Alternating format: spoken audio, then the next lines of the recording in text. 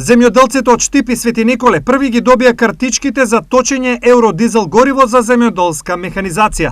Во подрачната единица во Штип се доставени вкупно 1148 картички со вкупна вредност од 7,7 милиони денари. Од овој момент, освен земјоделците од подрачната единица Штип, своите персонализирани платежни картички ќе може да ги подигнат и сите земјоделски стопанства кои спаѓаат во подрачните единици на Министерството за земјоделство, шумарство и водостопанство во Велес и во Свети Николе.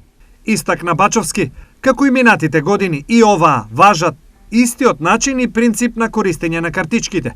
Крајниот рок за искористување на средствата кои се на располагање на зелената картичка е до крај на април 2022.